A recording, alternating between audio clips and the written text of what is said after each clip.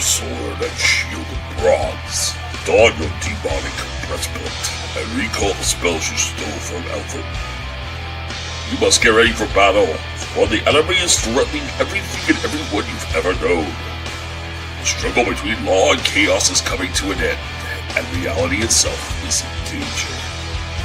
You may have to sell your soul, or perhaps even lose your life. But if the world is to disappear tomorrow, you and your companions will go to your doom knowing you fought to the bitter end.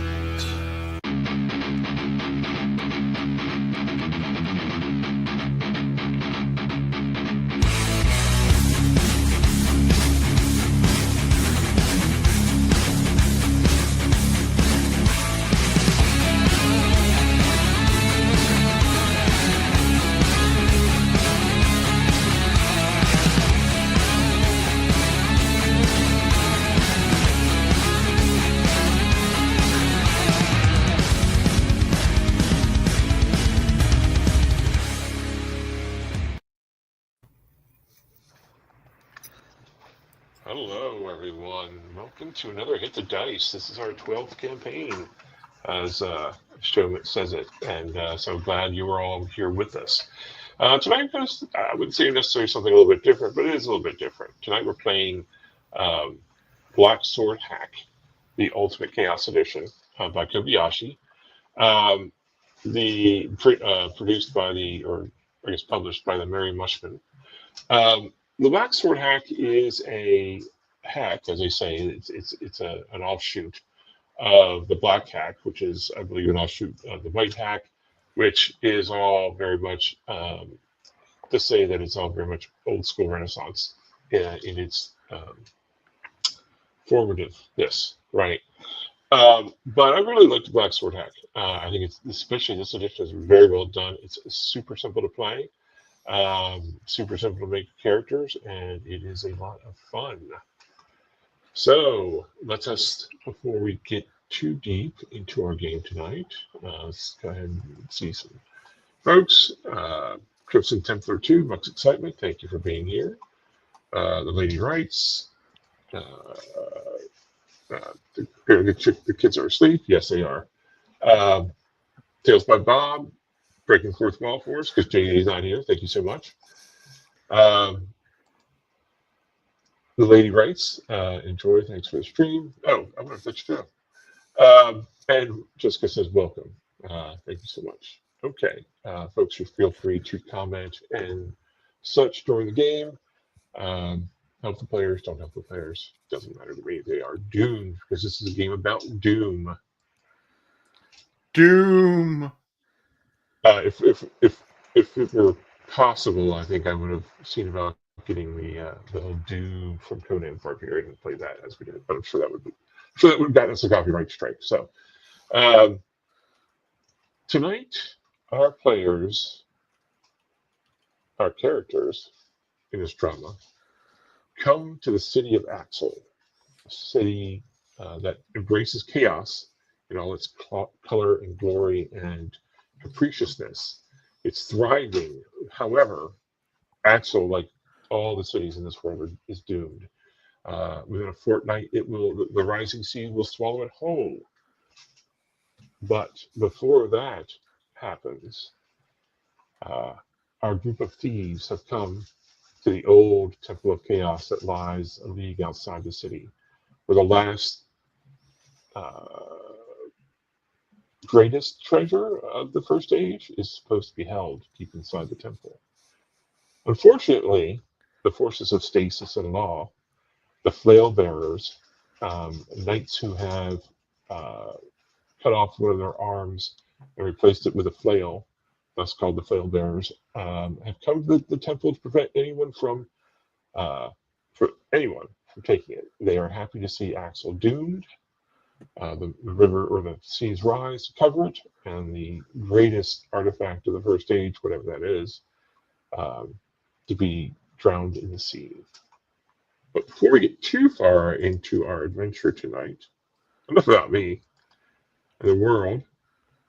I'm going to have our folks introduce themselves, our thieves. tell us who they are and who they're playing. Jim, let's start with you. I am Jim Nettles. I write science fiction, urban fantasy, some horror, some of this, that, and the other, as well as a bunch of nonfiction kind of stuff. I am one of the founders over at the Continual Convention, where you do a lot of panels and stuff like that. And I got a couple of different shows, but if you come by the website, you can see what we're doing. And tonight, I will be playing as the Barbarian Thud the Unprepared. Thank you, Jim. I'm being on brand. I think Jim also writes cozy something or other, but not tonight. There's nothing cozy about tonight. Not tonight. The cozies are coming. The cozies are coming. I promise. Next up, Jessica, go ahead and introduce yourself. I'm Jessica Nettles, not to be confused with Jim. I write historical fantasy, Southern Gothic horror, science fiction, whatever I feel like. And tonight I am playing Rena the Dream Whisperer. Thank you so much for being here. We appreciate it and looking forward to seeing what Rena can do. Next up, SG Tosh. Hi, I'm SG Tosh, also known as Sarah. I write urban fantasy, paranormal adventure, fantasy mystery. And tonight I will be playing Sezareth of the Honeymaw. I am a warlock. And I definitely want to see what the Decadent Warlock is going to be up to tonight. Thank you for being here with us. Thank you. And last, but certainly not least.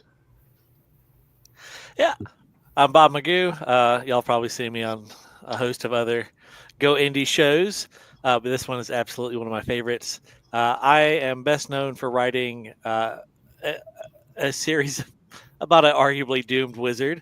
I write a series about a redneck wizard with a crippling meth addiction called the Jubal County Saga. And tonight I am playing Latham the Chronicler, Last of the Black Reef Freehold. Fantastic. Thanks for being here with us, Bob. We appreciate all our players coming tonight. Just for the FYIs, I will be using Roll20 in the background to show off the map. When we get to combat, and there will be combat, we're going to switch to a slightly different map. I'll have to find tokens for everybody. That's okay. So we'll be streaming that in the background. I'm hoping it works okay. So far, so good. All right. Okay. So everybody's over here. You made your way to past Axel and its thriving city streets full of decadence and frivolity and roistering, and other words that sound terrible and dark and a little bit sexy. They're having a good time at Axel, just to, even though they know the seas are going to rise and swallow it in 20 days. You're here for a different purpose. Somewhere inside this temple is the thing that people have sought for 1,000 years. It's always 1,000 years, right? Unfortunately, as you approach the temple, you all see just beyond, or just on a hill in front of the temple's entrance, you see a woman. She is dressed in chain armor, a full helm over her face. Her tavern is decorated with images of mermaids and selkies with fanged teeth devouring the flesh of men. She walks around near the entrance and moves her arm around, so the flail makes a whoosh, whoosh, and whoosh, whoosh in the air. And what do our thieves want to do? She sounds very disarming with her. Already. So we, just to be clear, we know each other. We've been a party for some time. Yes. Oh yes, for sure. Okay. How did we come to decide that? Like, did we hear a rumor about this place, or did someone ask us to come steal this? Oh, this is something that came to you in in a prophetic dream, because this is Oh, nice. a fucked up sword and sorcery world. So, you all had stolen a thing and stolen another thing, got drunk, spent all your money, and in a haze of drugs and wine, you all had a collective dream that the thing, whatever the thing is, it can be, maybe it's a sword, maybe it's a crown, maybe it's a cloak, maybe it's a ring. Those things have never shown up in fantasy before. But and maybe it's different for each of you, but you know very much in that Time Bandits moment of the most important thing in the universe is right here at this temple, and you want it, because why let the sea cover it up? Nobody else will give it. So one of you will walk out of here with it tonight. Thud wants it. Thud needs it.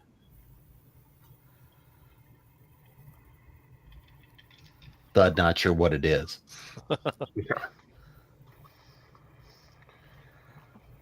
And as our fees think about it, I'll just remind all the audience that we will, when we ask for a roll, since this is a new game for a lot of people, or probably literally everyone watching this, we'll explain exactly what's going on.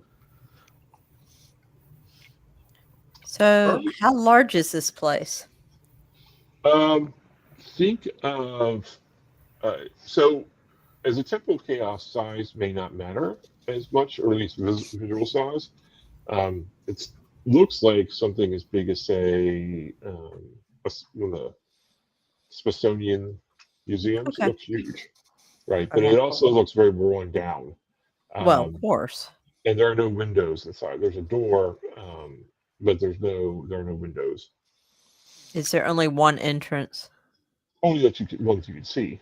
Well, yeah, but I mean, I was sizing it up to see if maybe we could walk around it and see what our options are. You sure could. Okay. Probably would take a good. So right now it's twilight. So by the time you get around, it would be dark if you made a full circumference. Okay. Is everybody going together? Sure. Okay. I'll hold back and just kind of keep an eye on this, like the door, I guess, I'll be somewhat try and just blend into a dark corner and just keep an eye on to see if there's anything dramatic. So when they come back around, I can fill them in. Okay, sounds good. We will get to Lotham in a minute as Thud, Rena, and Cesareth make their way around the temple. The thing that you note most is as you're going, so you start in the south, so you're going around a bit. And it appears to be like a ravine, a thin one, right? Right. Goes beneath the temple. As you get to the other side of that, so that's on the western side, near the sea, you notice that the ravine has opened up and it's filled with water, a dark brackish water. But the ravine seems to cut through the foundation of the temple. Okay.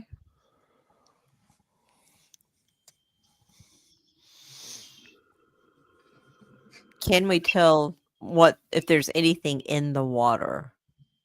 The water makes occasional whoop, whoop, whoop. How big is the water?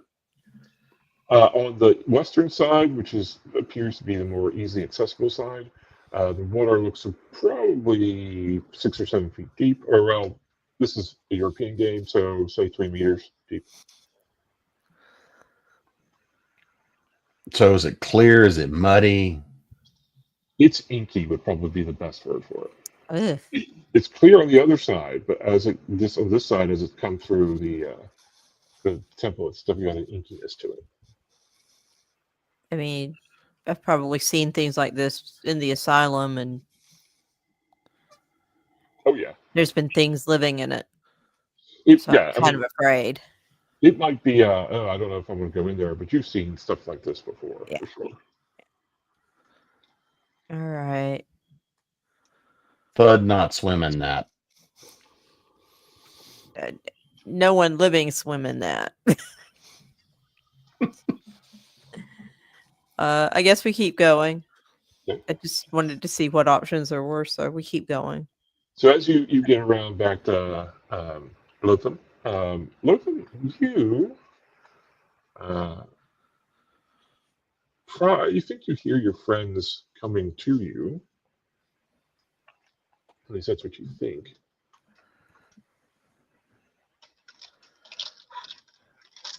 Do I hear a dull thud? That is Thul all. not dud. Thul not dud.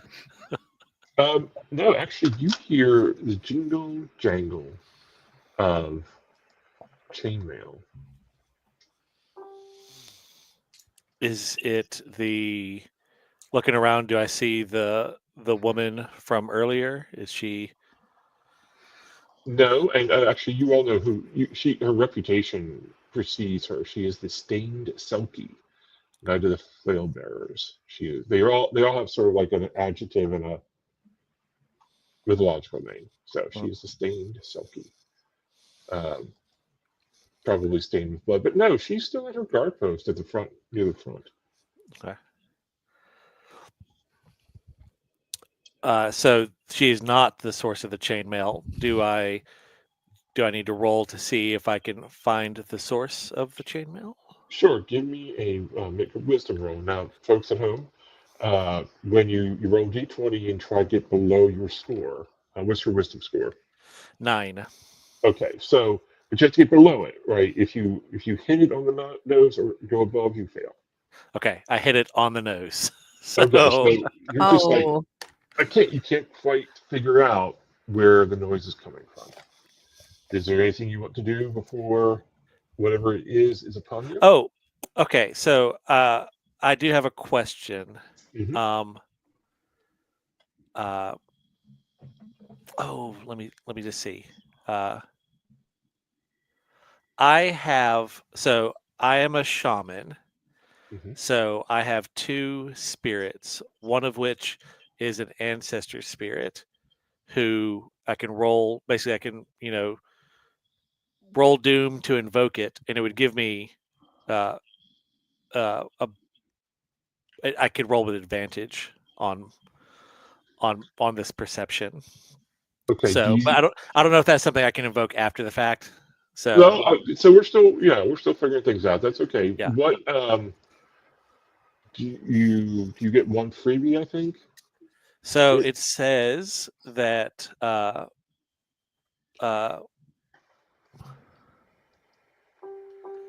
After the first time using the spirit, Yeah. use your doom die with a disadvantage. Okay. All right. So yes. So I get a free use the first time. So Okay. I have the spirit of my. So I'm the last surviving member of my clan, Okay. and so the spirit of like my great uncle who was the shaman haunts me and has taught me the little bit I know about shamaning. Okay. And his name is Krellin. So he's he really doesn't like me. So, It's the damn possum. well, I'm not very bright. He really wants brighter.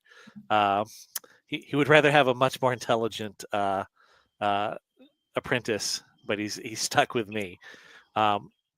So, but anyway, so yeah, so in that case, I would roll again, and it's under, and so even with advantage, I fail. Okay.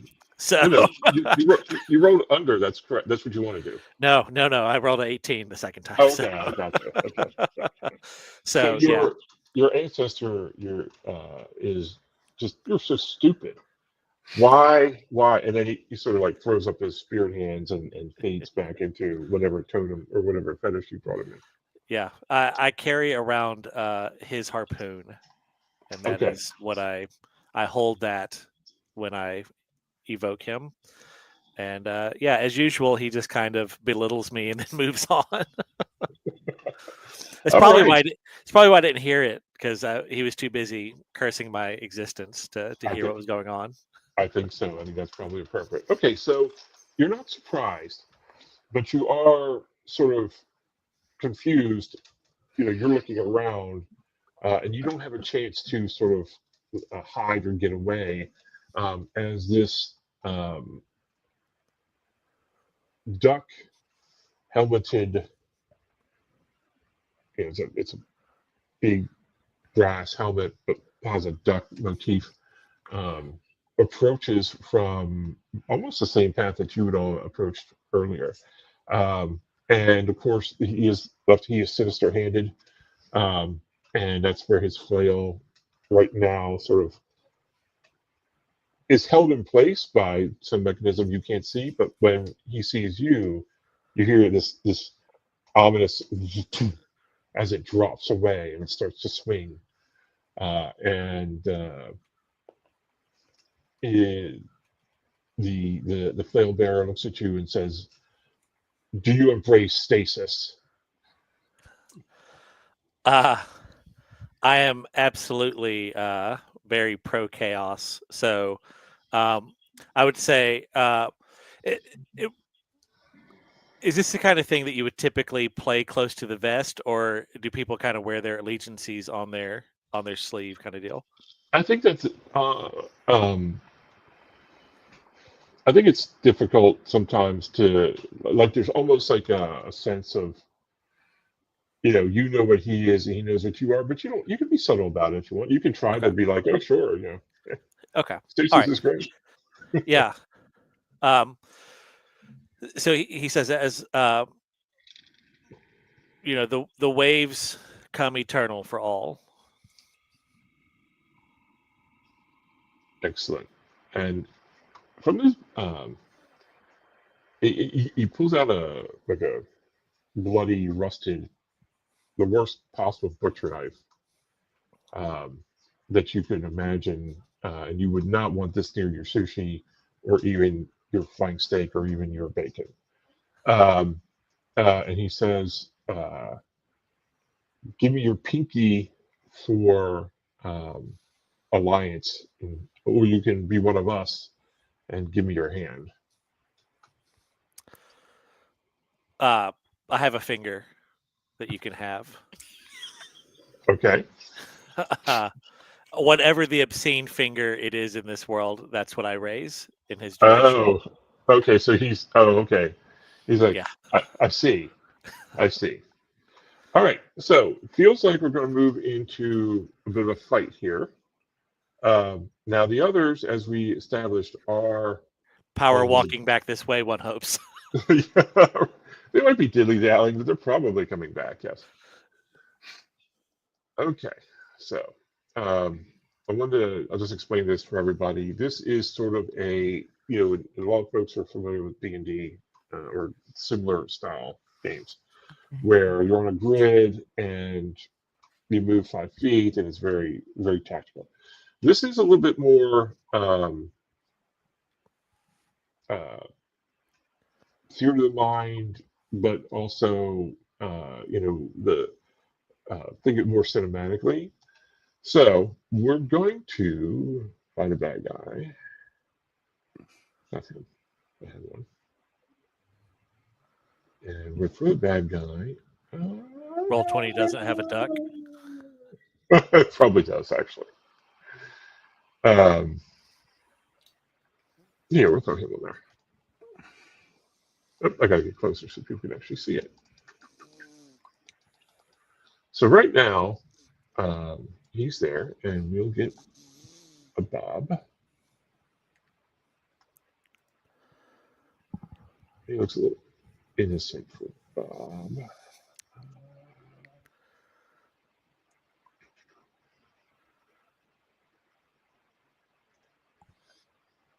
Sure, we'll do this one.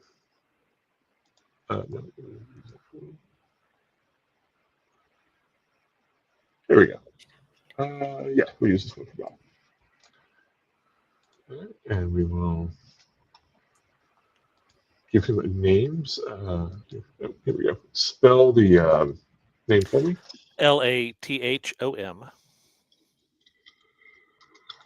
Lathom. My nameplate. Okay. So,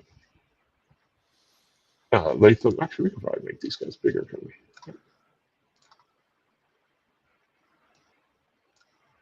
I've never seen Latham. a rack on a duck. I know, right? So Latham and the murderous Mallard Yeah. Mm-hmm. are in close proximity. Everyone else, so at this point, everyone else is far away.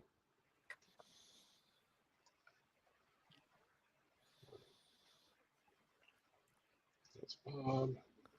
How far away? You are far away. Far away. Oh, okay.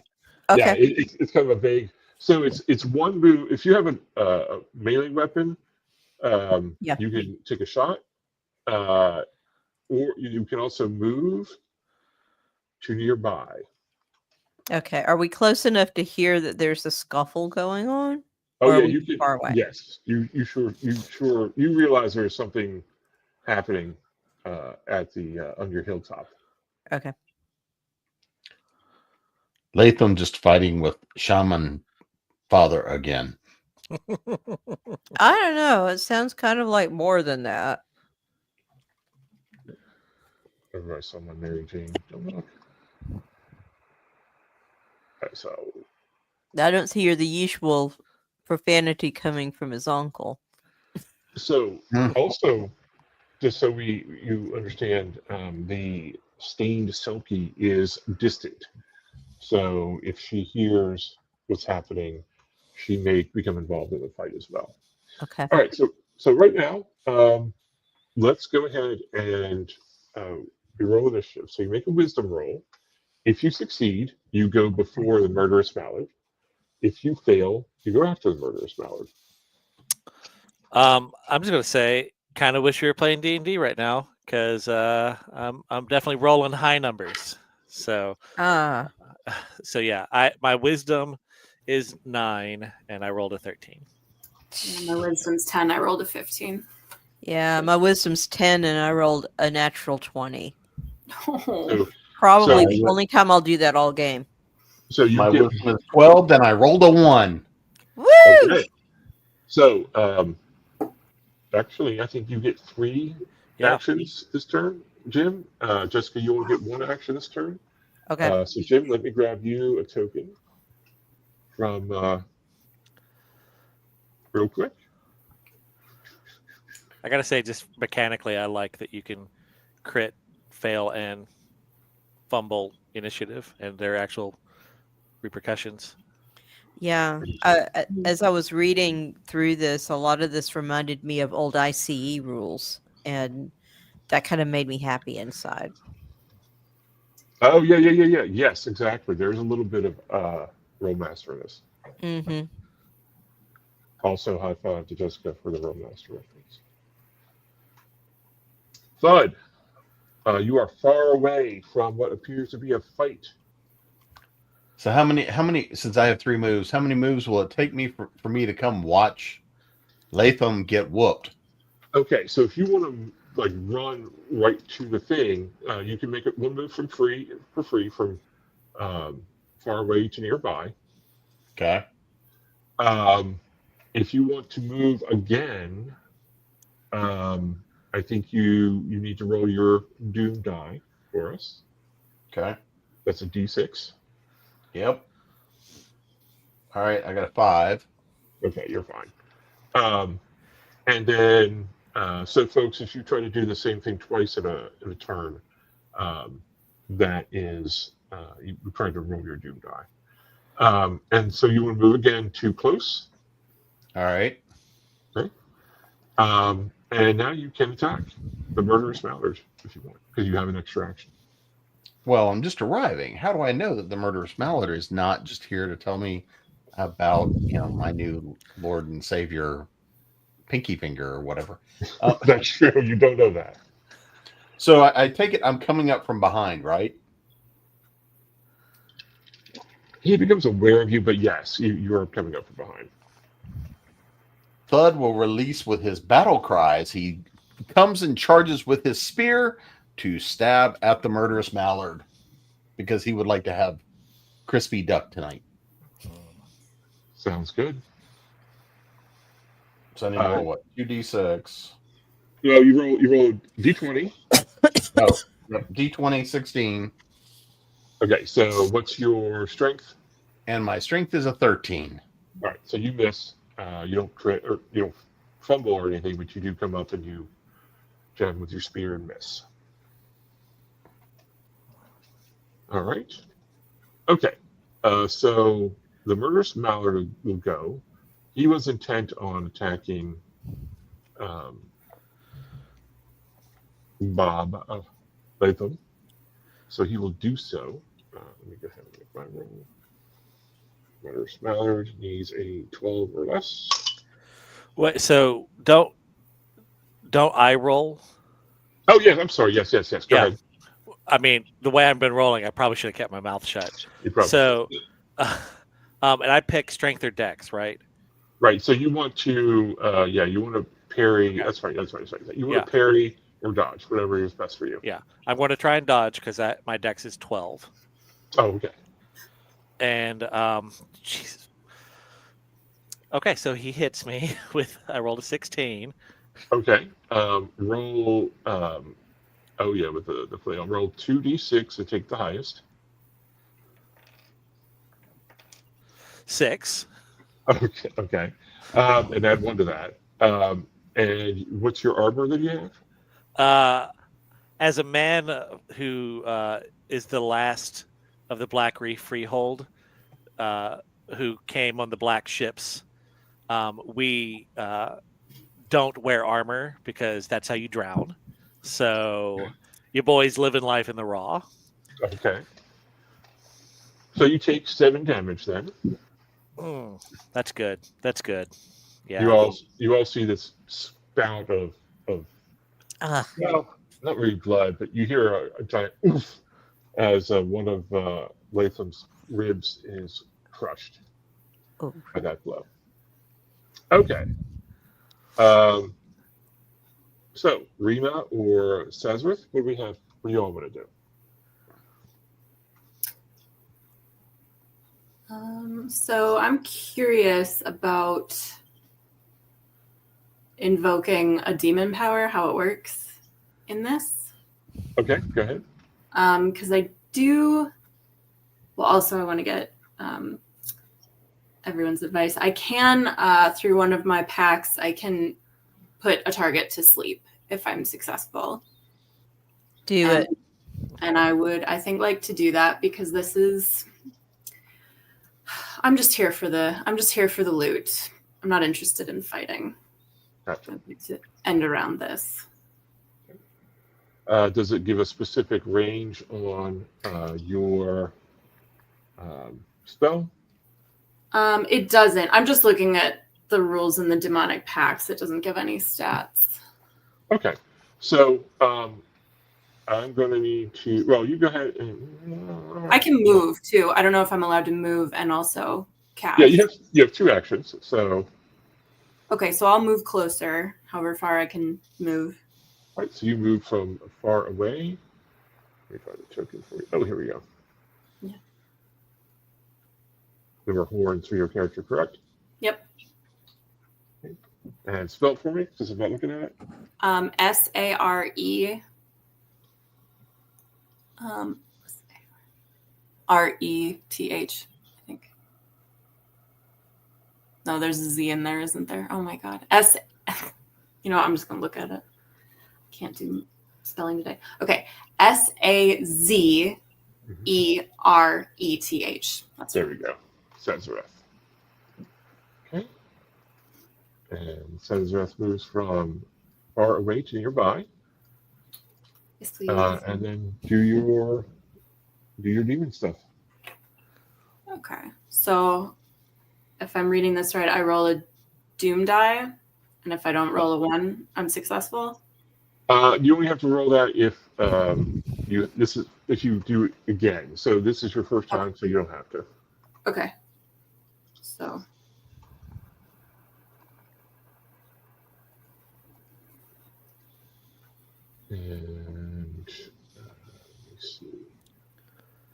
wrong.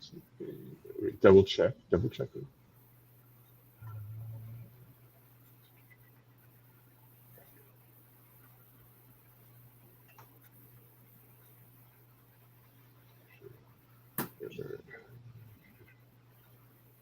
So I think so. It's going to put someone to sleep. Is that right? Yeah.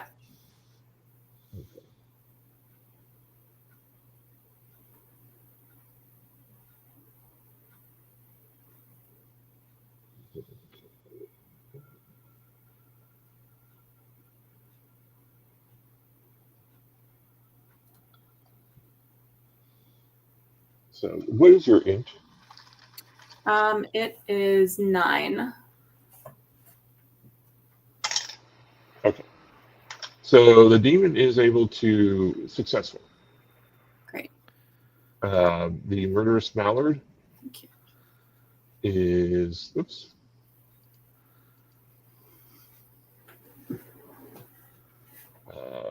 Is there a sleep one? I thought there was. That's fine. The alarm clock is fine. So for the moment, the murderous mallard is asleep. And Rena, you have your one action. What would you like to do? All right. Can I just move closer? Is that considered an action? Absolutely. Okay. Let's get closer. You move from far away to nearby. Okay. So at the moment, let me see. Who wants to roll a d20? Rena, you go ahead and roll for us. Roll d20 and let me know what you roll. I rolled a 9.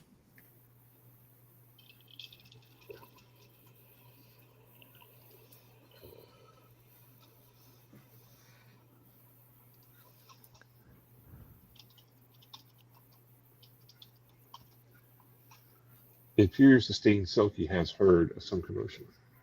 Ah. It has moved too far away. Okay. So next round, everybody, let's go ahead and make your wisdom rolls. Okay. I rolled a 1. I rolled a 5, so I rolled a 14. That's okay. So anyone who, I'm sorry, I didn't hear you. Oh, nothing. So anyone who succeeded will go before. Anyone who failed will go after evil. So I rolled a 5, so I am well under. And Bob, what'd you roll? A 1. All right, so you got 3 actions. Did we go in order or? Yeah, we'll go in order of die roll. Yep. So healing, is that a thing? Do you have the ability to heal yourself? No, I do not. Do you have a healing spirit? Ooh, no. I have a spirit of the wind that was formerly bound to our ship, and now has bound itself to me. And I have my grumpy great uncle. So He's not going to help you. Yeah, he's more likely to finish me off than heal me. So, okay. So I didn't know if there was like some sort of. I read the rule book and I didn't see this in there, and I know that OSR games do tend to be much more lethal. But I was just, just before we go too much farther, I'd ask.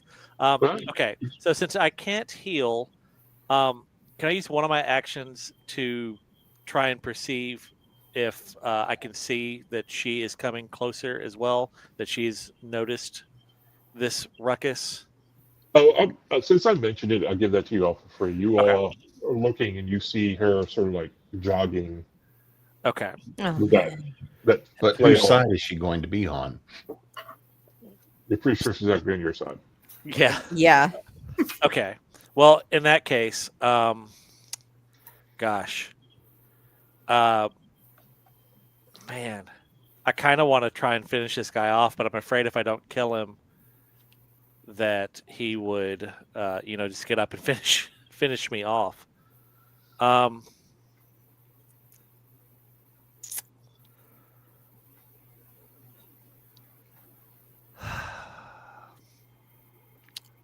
Man, You do Can have the air spirit. Yeah. Okay. So what I'll do is I'm going to use one of my actions to attack him. If I don't finish him off, I will invoke my wind spirit. It says that I can force humanoids to the ground, so I'll try and knock him back down. Okay, well, he's asleep at the moment. So Yeah. go ahead and what weapon are you using? My harpoon. Okay, so go ahead and is that give you advantage on damage? No. Okay. Well, I mean, it's a spear. I mean, it's nothing special about it. It's just it's a spear. I just call it a harpoon. Right, so it's So- two-handed, so you can roll 2 dice, 2d6, and take the highest. Okay. So I rolled a 3 on the attack. Okay, yeah. And I rolled a 6. So Okay. You plunge. Some of it gets through his chainmail. What do you got? Where's my adversaries here?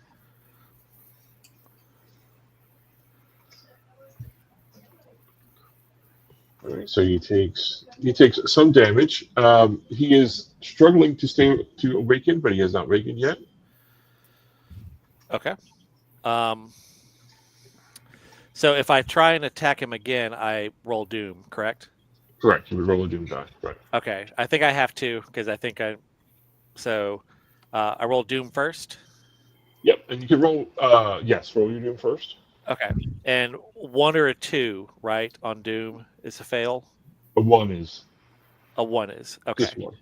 All right. I rolled a 2 on my doom. Okay. You're right. And then I miss. I rolled a 16 on my Well, second attack. He's prone, so you can roll with advantage. Oh, okay. Your attack. Yep. And I got him pretty decent that first time, so I decided that what if I just tried stabbing the ground beside him and see if that had a better effect. So because with advantage, I got an 11. Okay. So and my strength is 10. So. Okay. And I guess I'm not going to try and move. So I'm just going to hold what I got. Okay, so you have a third action. Is it a third, or does it have to be a move? Or, because I know it's like 1 move action and 1 regular action. So yes, that would be your move action, correct? Yeah, so I don't want to move, so I'm just going to stay where I'm at. Okay, sounds good. Jim, what's Thud going to do? Thud debates taking off head with knife, but Thud going to stab with spear. Okay. So your d20 twice and take the best roll. 8. So Okay. that should be a hit. Yep. Roll 2d6. Take the highest. 6. Okay. Some more damage goes through to the murderous mallard, who is well, I guess we're going to find out. HD, could you roll a d20 for me? Oh. Yep. I lost that one. Good, I hated it anyway. 9. Okay, so the murderous mallard is trying to break through the demonic sleep, but has not done so yet. Haha. Good.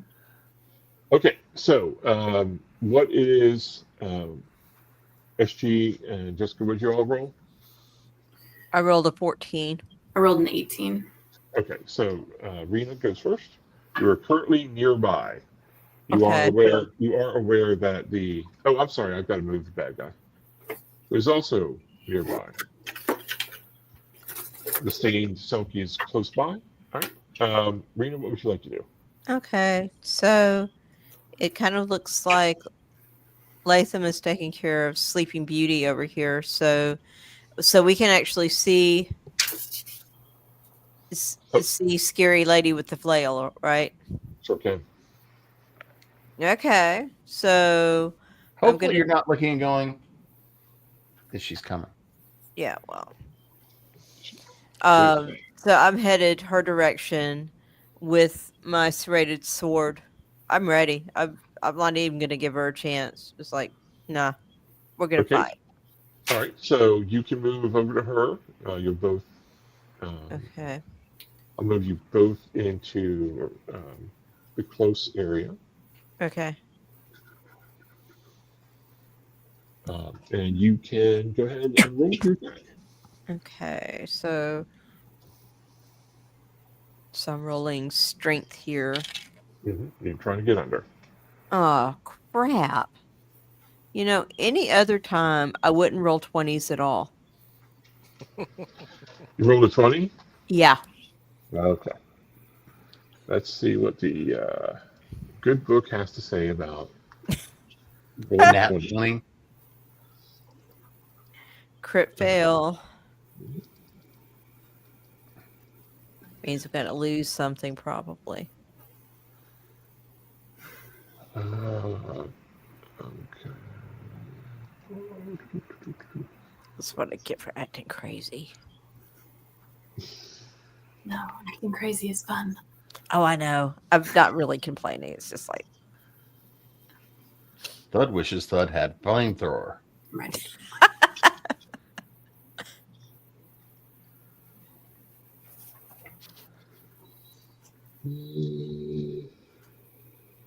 Thud wants Selkie skin. It'll be silky smooth. oh, Ew.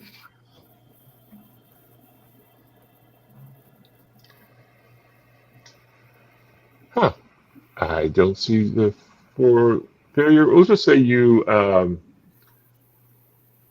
see your weapon breaks on her face. You thought you had a Okay. really good hit, and then you're like, ching. okay. It chips off and it almost hits Thud. I start That's cursing and pretty do low. Hong. All right. Cesareth, it's your go. Okay, since I don't know how, I don't want to use any of my like really good spells, because I don't know how major this person is. So I would like to cast Never Ending Music. Okay. And what does that do? That is, the target hears a repetitive tune in their head. All rolls against them are made with advantage. And I'd like to cast it on the Selkie. Okay, so take a quick look at that.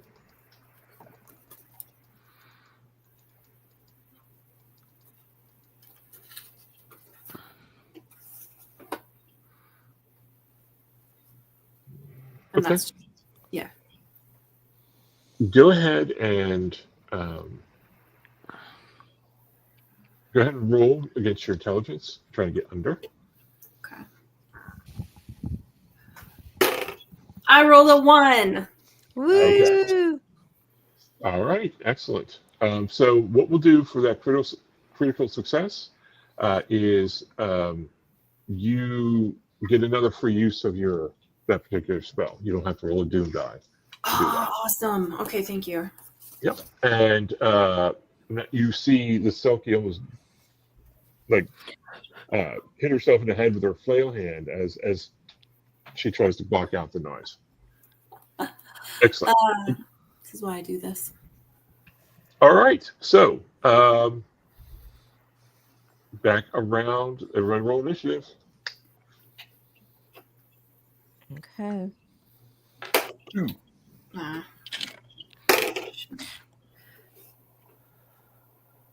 So my first roll was a 1, but I felt like that wasn't really fair. So I'm going to say it's a 12.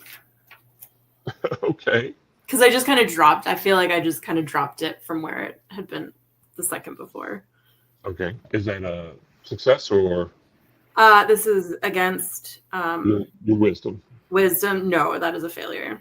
Okay. I rolled Jessica? super average. I rolled a 15 initiative. Okay. Jim? So I rolled a 2 and an 18. So, and my A 2 and an 18 on your initiative? Hmm? What on your initiative, what did you roll? on the initiative a 2. Okay. All right. So you'll go in a minute. And Bob? 6. So Okay. I've succeeded. Oh, yep. Okay. So Thud, you go first. Who are you attacking? How's the murderous mallard looking at the moment? Frustrated. He can't seem to get off the mat.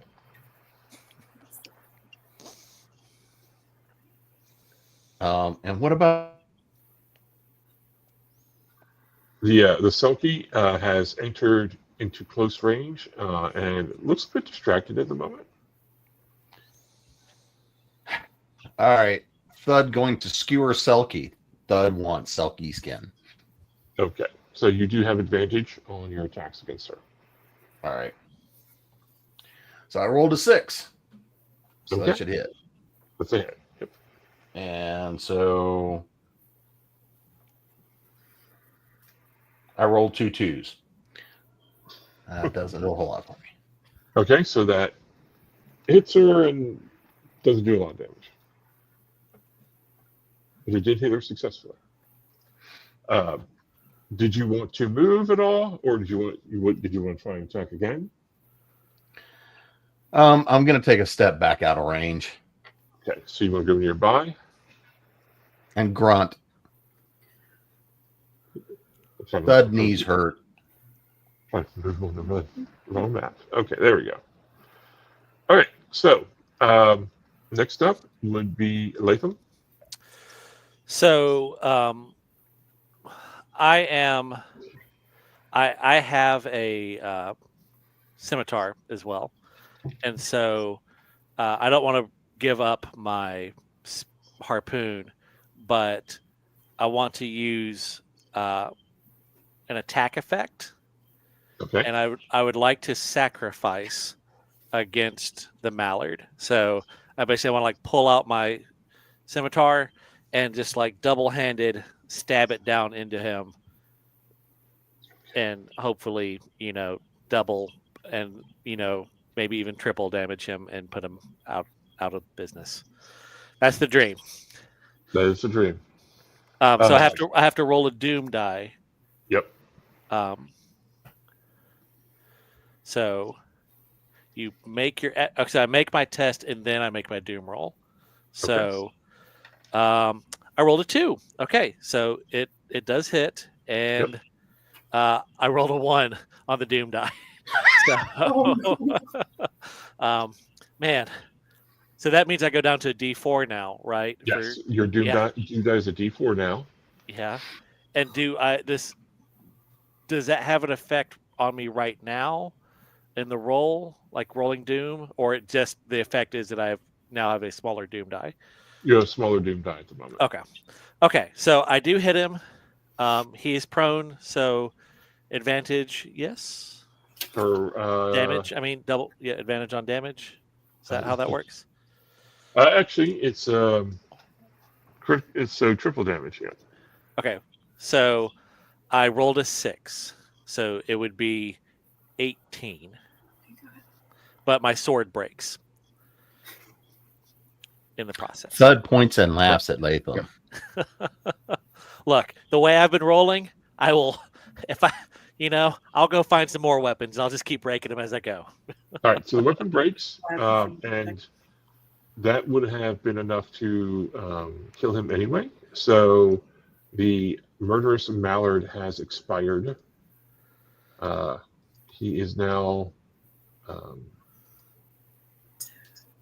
more like murdered mallard, am I right? Ooh. I don't feel good about it, if that makes you feel any better. I mean, kind of asked for it. all right. So the murderous mallard is gone. So Thud has gone. Okay, so now it's the Selkie who sees Arena. So Arena, are you going to dodge or parry her attack? I am going to dodge because my weapon is broken, so I don't know if parrying would be such a good idea. Okay, go ahead and roll your dex. You're trying to get under your dex. Okay, let's see what I can do here. I got under my dex, I think. Please. I got right on my dex. What is this? Okay, So she still hits. You almost dodge out of the way, and she clips you. So Ow. Go ahead and roll 2d6s and take the highest. Okay. Okay, so I got 3 points of damage. Okay. What armor are you wearing, if any? I'm wearing protection 1, so light armor. Okay. Okay. So you take 2 points of damage. 2 points of damage. Okay, so.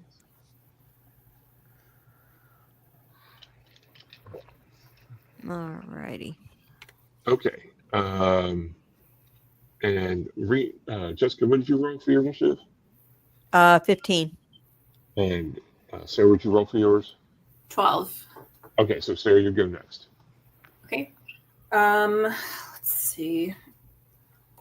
I will. She doesn't look hurt at all, does she? The Selkie. No, she looks bothered by your spell, but does Good. not look hurt. Correct. Good. Okay. I am going to do.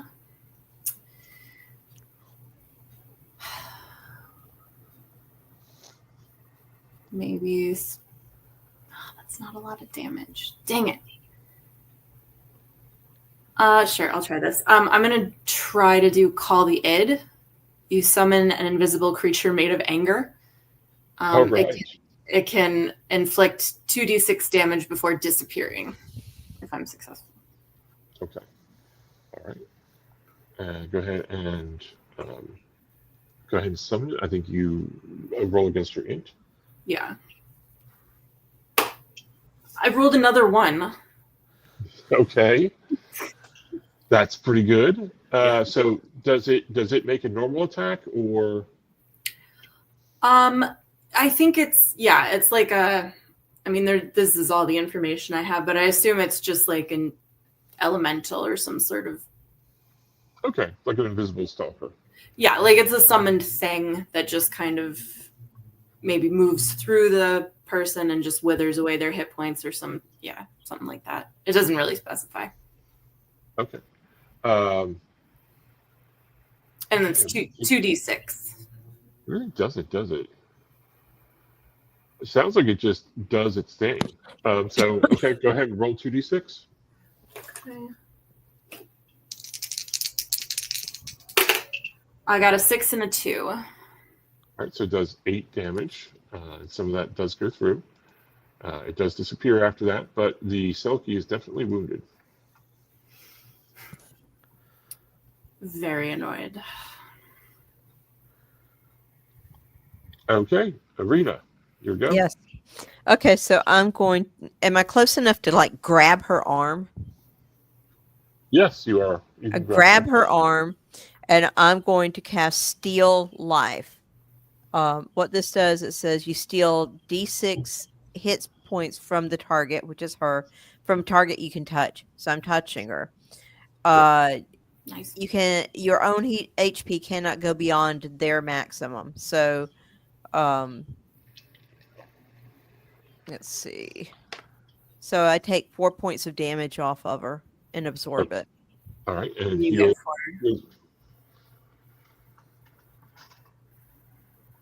Does it heal you a little bit then? Yes. Okay. That's cool. Let's see. So I imagine she kind of goes gray. She is a little bit gray. She stumbles a little bit. Just like a big rotten bit of skin where you touch her. Oh yeah. Yeah, there's like a handprint that's all necrotizing. Yeah. Necrotizing. Necrotic. Good. Okay, that is everyone for this round. Go ahead and make your wisdom checks for initiative for the next round. Seriously, yep, 16. I got a 6. So Always back on initiative. 14. 17. Okay, so Thud, what are you doing? You are nearby the conflict. Thud wants to have Selkie vest. So Thud going to skin Selkie with spear. All right, Thud's back in the action. So I roll an 11, and I'm trying to beat strength, right? So that's 13. So that hits. Yep. And you roll 2d6. I got 2 5s. So Okay. All right. 5 damage. All right. So a little bit of that goes through. Her chainmail is looking pretty ragged at this point. All right. So it is her turn. Rena is right there. So Rena, are you going to dodge or parry? I think this time I'm going to try and parry. I don't know exactly how to do that because the book's not in front of me. Do you have and something you can parry with, like a shield or another weapon? I have a shiv. I have a little small knife. I don't know if that's going to help a lot. I'll probably break that too. All right. So you're going to try to parry with your shield. All right. So that's a strength check. So try to roll into your strength. Okay. I don't have a lot of faith here, but all right. Well, Nope. 13. Okay. Well, I remember the documentary with Daffy Duck where he, parry, dodge, spin, throw. Well, So she comes overhand with with her flail, and it you get the shiv in the way, but it still bashes you in the head a little bit. All right, go ahead and roll 2d6. Okay. So the highest is 2. Oh, okay, so you take 2 damage or whatever your armor takes away. Okay. That's So still it not is but a bad. scratch. Tis but a scratch. Okay, What a fresh so wound. No arena failure for you. so I think Rita, what did you roll for your initiative? 14. And Cesareth? 16. Okay, so Rena, then Cesareth, then Latham. You rolled like a 17, right, Bob? Yeah. Okay. Okay. So it's me? Okay. Yep, it's you. Let's see. Is that steal life thing still going? No, it's a one-time thing. It's a one-time thing. I could not remember. Okay. Is my shiv broken? No, your shiv is fine. Okay, I'm going to shiv that. I can't say the word, can I? Yeah, you can. This is enough. Oh, okay. I'm going to shiv that bitch. All right. All right, I got a 4. That's a hit. Absolutely. Yes. Go ahead and roll a All right. d6. Woohoo! And I got 1 point of damage. Okay. So you shiv into her chainmail.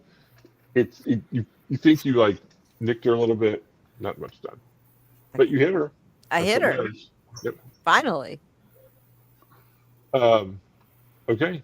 Cesareth. All right.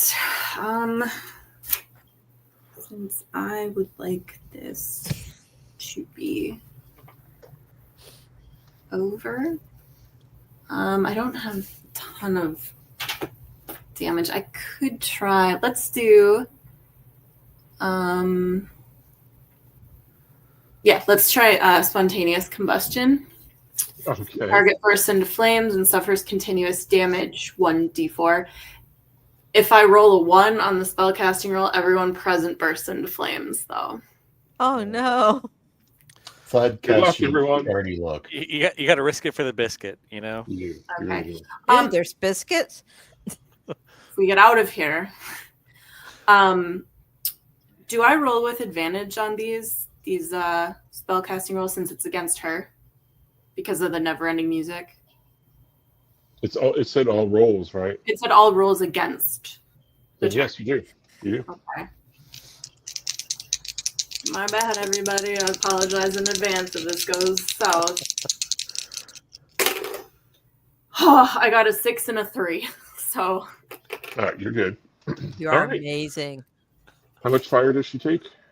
It sounds like she takes 1d4, but then it's continuous. So I think she takes it every round, probably on my turn, I'm guessing. It's not We'll see. Yeah, that'll work. So go ahead and roll 1d4. that's a 1. But she'll keep taking it. You singed Thud's new vest. Her hair's on fire. She does that on Well, screen. next Does time, it on put her fire. down faster, and I won't have to set things on fire. You know this. Latham? I want to use my action. The Selkie's looking pretty charred and Yeah.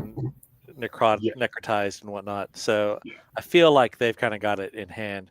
I want to use my action to search the mallard to see if there's any sort of healing, because I am like a healing potion or anything, because I am struggling at the moment. Okay.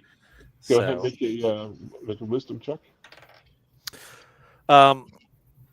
good.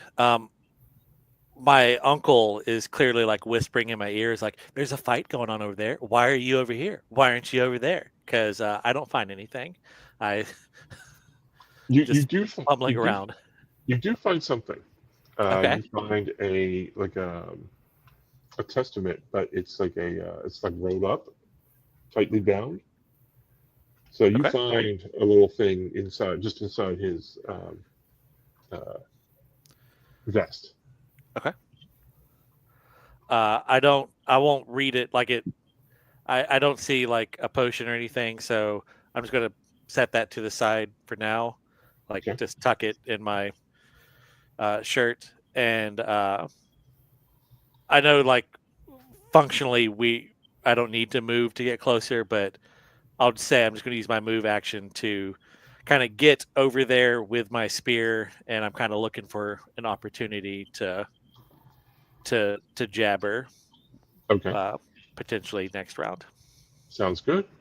All right, go ahead, everyone, and roll your initiatives, your wisdom checks. 8. 18. 14. Also an 8, and that was a success for me, just barely. So. All right, so Thud and Latham, go ahead and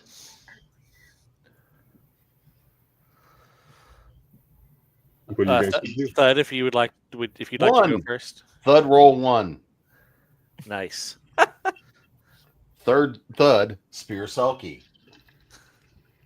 Okay, go ahead and roll 2d6. 2 3s.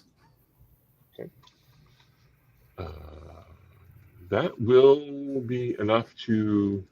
Thud runs up with his spear, and he finds an open space, maybe where Rin had knocked off one of the pieces of chain, and drives the spear point through.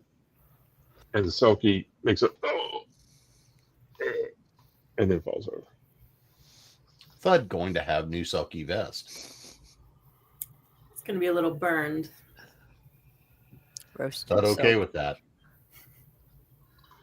Just Okay. pre-warning. That's all. So the two adversaries are dead. Now you can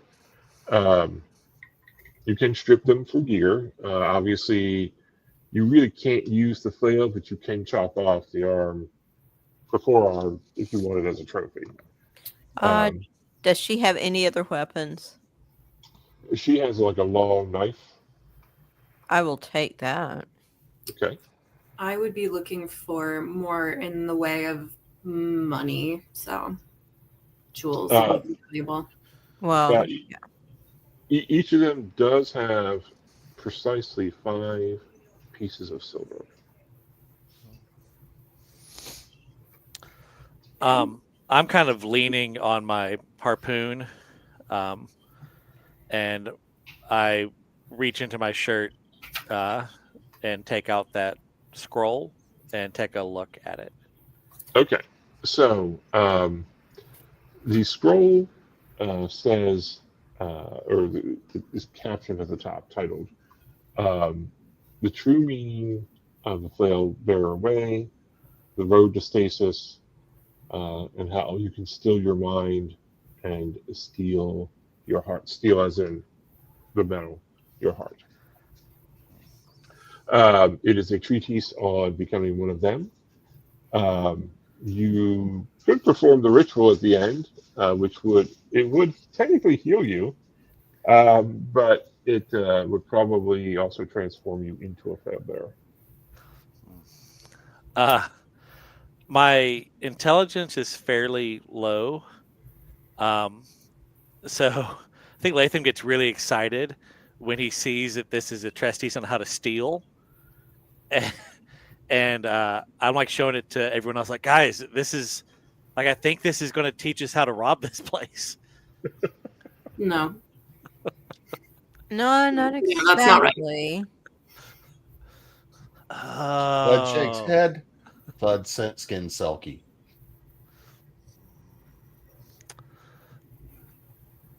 I also, once that's done, I kind of like look around just to see if anyone seems to have noticed. Yeah, we this probably fight. need to hide these bodies. Yeah. Is the murderous mallard's armor worth anything at this point? It'd be trophy worthy, for sure.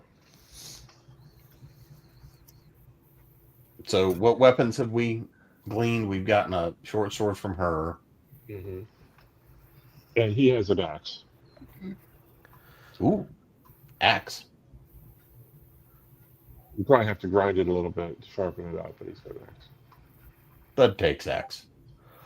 Thud has new vest. Little singed. Thud has new axe.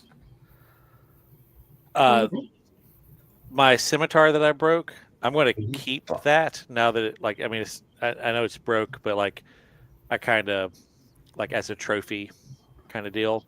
And who knows, Right. I may find a use for it at some point. Thud sighs. Thud shoves axe at you because. No! I've got my spear. I'm good on a weapon, so I don't need a weapon. So I was just, I had two, so I do appreciate Thud's offer. Thud carries spare weapon for when you do something stupid. Thank you. I need it. Yeah, the Doom die is one of the best parts of the system. Yeah. Yeah, I want donuts as well, for sure. Yeah, donuts are good. Gotcha. If it cracks like a duck, it's probably a duck. It's probably true.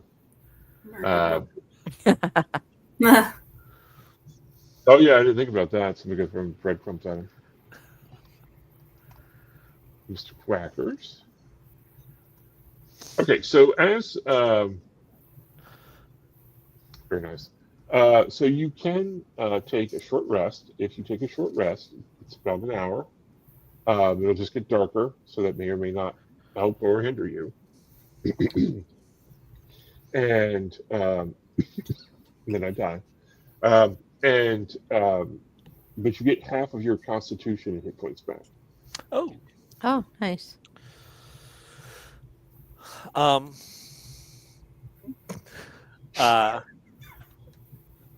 So I'm pretty badly wounded. I'm at half health. So I would appreciate the rest, but I don't know that necessarily resting here in the street is the move. It's I don't know. It's in the woods, so but yeah. Oh, okay, we're in the woods. Oh, okay. Then I'm down to do whatever the party wants. If we do want to hole up for a minute. Yeah. Well, go ahead. Oh, I was just you going to look say, like you need nappies. Yeah, I think that's fine, but we probably should move away from the carnage. Yeah, or move the bodies or something. Yeah. For sure. Okay, you guys move the bodies, and then you move off into an area, and you rest for an hour. The moon, in its reddish tinge, slowly climbs into the sky. It's a little higher now, but the door to the temple is unguarded. Oh, that makes things easier. All right, then. And you said we get half our con back on a short rest. Right. Okay. Perfect. I'm back at full. My con is 14. I rolled real good on that one. Nice. Everything else not as good. But okay, so I'm back at full. I'm good to go. Okay. Now okay, that's fine. You take an hour. It looks like Latham is feeling better. Yay. What would you like to do?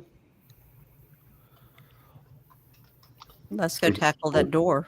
Yeah, we're going in. Yep. Okay. We're trying. It's time. You go down the slope. You go to the stairs and step up to the stairs go up. They're dirty. They haven't been well kept. They're cracked. You get to the top and you see that the doors were once a pair of bronze, very polished, very sturdy doors, but one is off its axis now. So entering the temple was probably not a problem. Let's go. Let's go. That's Okay. Thud looks for trap. Okay. Thud, go ahead and make a roll your intellect. okay. Thud been messed with before. Thud rolls 10. Thud's intellect 10. All right. So Thud is not sure if there's a trap or not, but he didn't find one. I rolled an 11. My intellect is 11, I think. So. Yes. I can roll. Rena also is not sure if she found a trap or not. Ooh, I rolled a 6. You're pretty sure that there was some elaborate trap at some point in the past, but time and probably people tripping over it have sort of negated it. Seems there was something here, but it's disabled. So my background, one of them is storyteller, and it says once per session I can roll a d4, and I would know that many interesting things about objects, places, or people. So could I do a roll about this temple to see if there's, I know that there's some big thing in the middle, but like some maybe for something else. And 2, apparently know 2 things about this place. Okay, so the first thing that's interesting is that it was built by the last queen of the Harrow, and I'll write that in our chat. But yes, it was built by the last queen of the Harrow. So Stacy's mom. Who was trying to get it in return for immortality. So you don't know if she was successful or not, but people worship her as if she were a god. So, okay, cool. The second thing is that there was once 2 artifacts of.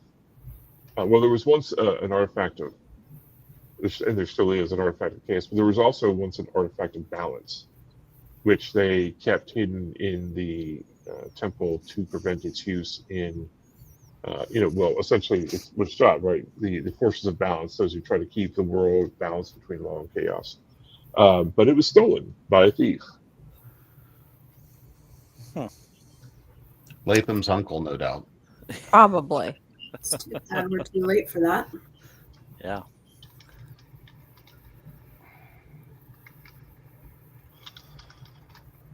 And as soon as Latham enters into the as a temple, these stories sort of come back to him. Yeah, I'm thinking maybe my uncle, my ancestor spirit, kind of relays them to me. Maybe. Yeah, but in a sort of you should have studied harder kind of way. Oh, for sure. Yeah. For sure. Okay. You enter into the antechamber of or the foyer of the temple. You see a lot of things that you might expect. First, there are some old fountains that are dry, cracked, have long since the unholy or chaotic water no longer, as far as you can tell, runs through them. There are signs of the chaos gods, and some are very happy, and some are feeding children, and some are peddling lambs, and some are debauched, and some are drunk, and some are murderous. And it's this sort of cacophony of sight that and once almost overwhelms you when you enter into this room. And everything sort of blends in, and it takes you a few moments before you realize that there are two exits to the room. One, a hallway that appears to be made of mirrors to the north. So on the map, up is north. To the right is east, is another hallway that seems a little bit more traditional. Thud hate mirrors. Thud break mirror. No, don't break the mirrors. Some of them, sometimes they're useful. I can't see myself going down the hall of mirrors. No, I'd prefer not. If we do, I have a way to maybe help out, but we shall see. Okay. Would you like to go not down the hall of mirrors? Yeah, let's not. Yeah, Because they're so uncomfortable. Yeah. Okay. For me, I don't care, but you know. Okay. So this little token here will represent the party. Woo-hoo, let's shoot some ladders. Okay. You do walk down the hallway, and this one is, but it appears to be daylight out as you walk past the windows, which you know there are no windows to this temple. But what you see is a blossoming land, some quirky animals like a rabbit with 3 ears, maybe. Plants that get a strong fragrance, but you're not sure. That's all outside the temple itself as you walk down this hallway that's well lit by light.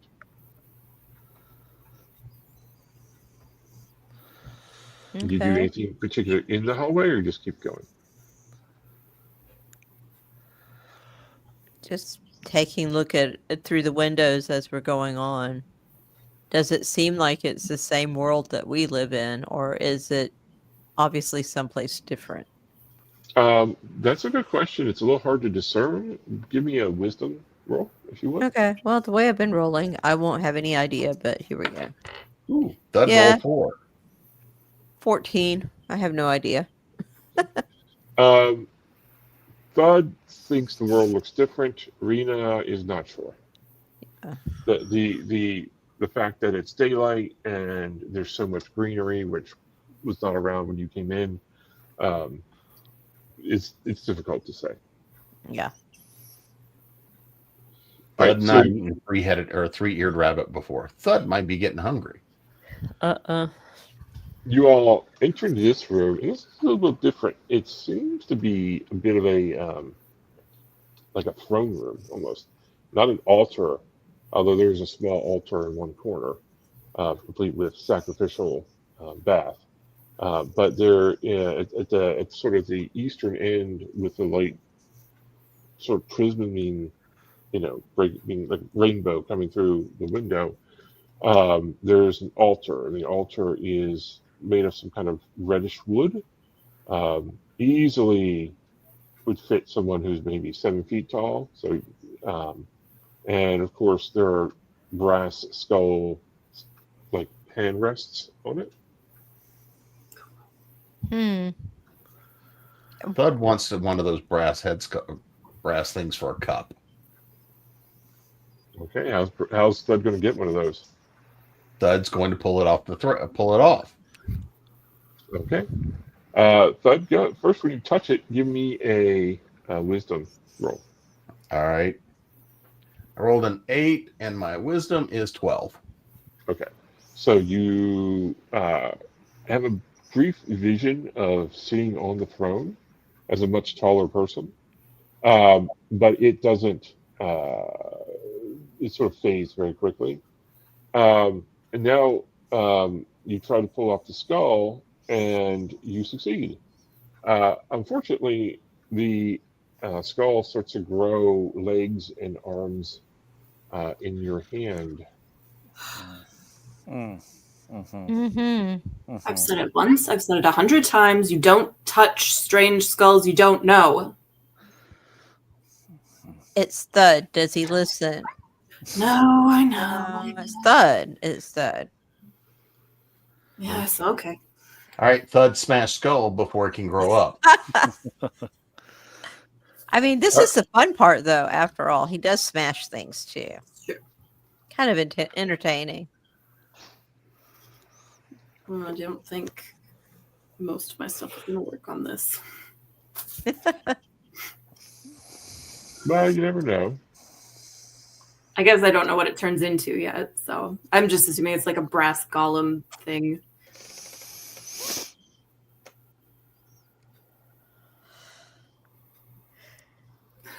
That's too fun.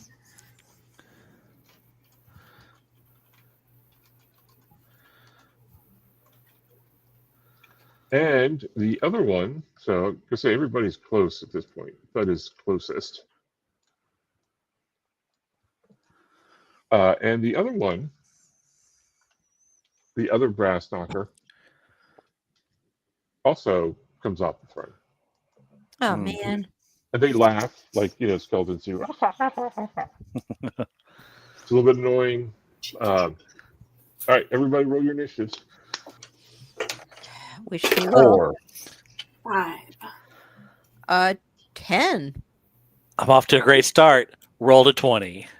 Woo. All right, so I've never been happier to be rolling this bad. you, Latham, you roll, or you get one action. Yeah. Thud, what did you get? I got a 4. And we have a Rena, you got 10. So is that less than your wisdom? It's right at my wisdom. Okay, so you still fail. Yeah. And Cesareth? 5. Okay, so it'll be Thud, then Cesareth, then Rena, and then Latham. Go ahead, Thud. What are you going to do? Thud is going to throw the one he's got in his hand at the other one. Well, it's grown up big enough, but you can try to do that. Then Thud's just going to try to kill this thing with the axe. Okay. And rolled a 6. Okay. So, Yep, go ahead and roll D6. 4. A good chunk of that goes through. And Cesareth, what are you doing? I think since I don't know what we're going to be facing, I'm just going to attack the other one that Thud's not attacking yet with my rapier. Okay.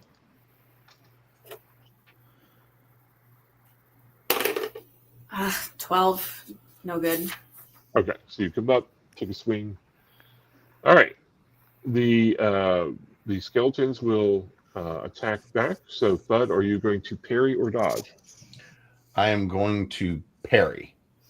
Okay, with your spear, right? Or With the axe. Okay, Since I got the axe in hand. All right, go ahead and roll a strength. 1. Okay, you critically parry. Don't know if that does anything. Oh, I think so. Well, maybe we'll find out. I think you can only critically fail defense. Yeah, you can only critically succeed attacks.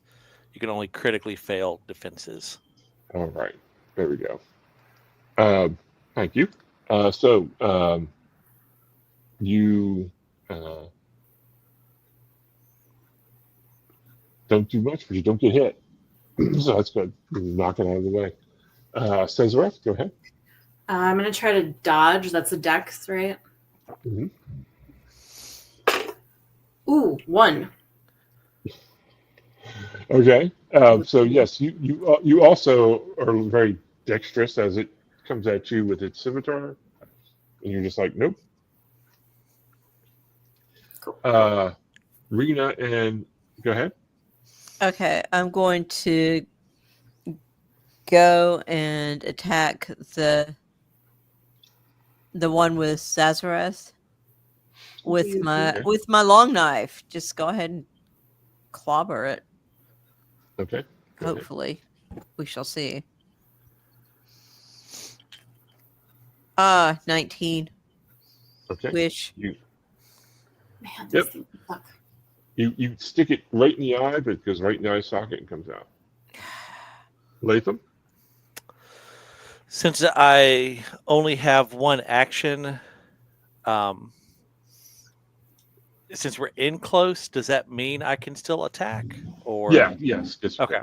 Yeah. Then I'm going to I'll go over by Thud, and I'm going to like try and thwack it with my spear, more almost like club like, because I feel like skeleton, not going to be real stabby. So but it's for naught, because I rolled a 12 and my strength is 10.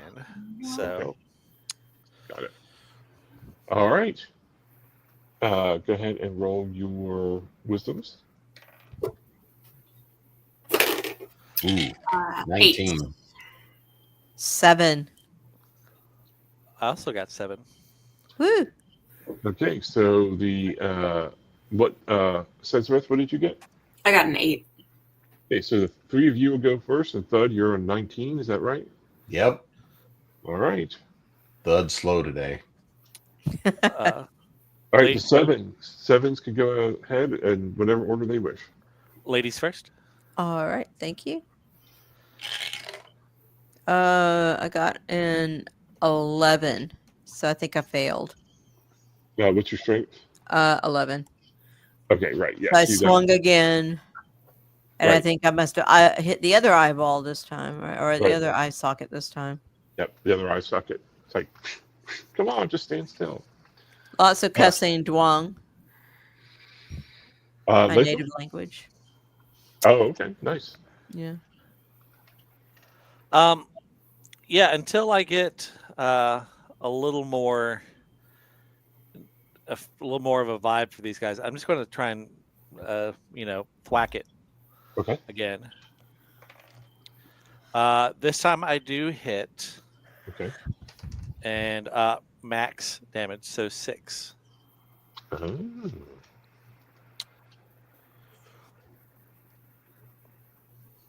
Does anything unusual happen when I thwack it? Yeah, a good bit of its ribcage comes off. Okay. Yeah. I You can thwacked relate. it good. A rib for a rib. Cesareth, go ahead. All right, since I didn't have to use a slot for never-ending music on the last time, I'm going to try to cast that again on this one to give Rena advantage on her next attack. Okay, so that will require a Doom die because you have done that already today. You said I didn't have to do that for that one.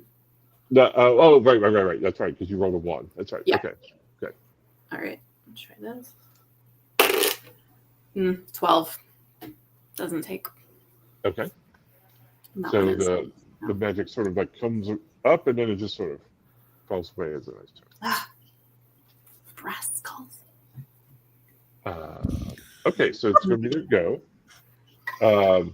The skull or the skeleton fighting Cesareth and Rena will attack. Rena attacks you again. Go ahead and dodge or parry as you wish. I'm going to parry. And I fail miserably with a 15. This Okay. is ridiculous. This is times 20. So, all right. So you roll d6 damage. Yes, sir. 5 points of damage. Okay. Well, 4 points as I have the armor, but Right. still. Crap. Not where I wanted to be. So the other one, Thud's going to attack Thud. So parry or dodge. I'm going to parry. Okay. Go ahead and make your parry. 15, so I do not. Okay. So go ahead and roll d6. 2. Okay. So what kind of armor? So, you and have. I've got armor class of 2, so nothing. Yeah. You don't take any damage. It hits you, but nothing goes through. Thud laughs. Lathan, go ahead. So I'm going to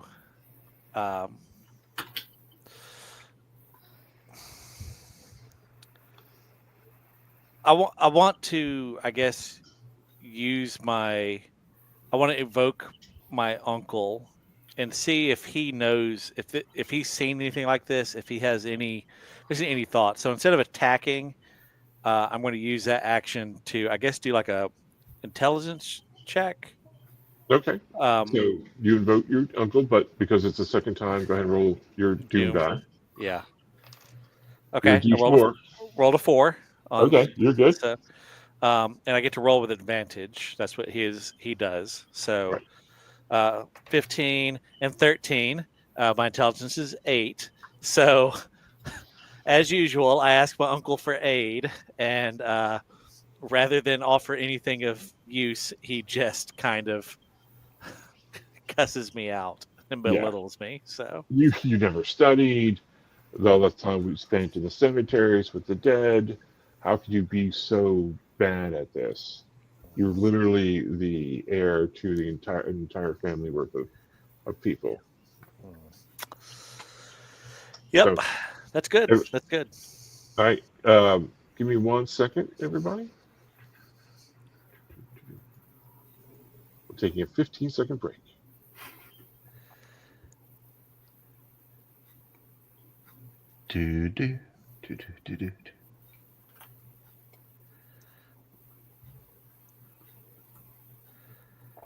I once had a D&D character that my first bit of combat in this reminded me that they never actually successfully hit in combat. The only time they ever successfully killed anyone was if they were prone. Basically, we were playing an evil campaign, and so I feel like the ghost of that character has come to haunt me. Oh no! Thinking all of us. All right, so let's go ahead and roll initiatives. Make your wisdom rolls. 8. 14. 18. 2. All right, so Bob, so Latham and Thud, you guys go ahead. Make your attacks. Latham, you first. I am going to since great uncle Krellin had nothing to give. I am going to try and invoke the wind spirit of our ship, the Mistral, to try and blow.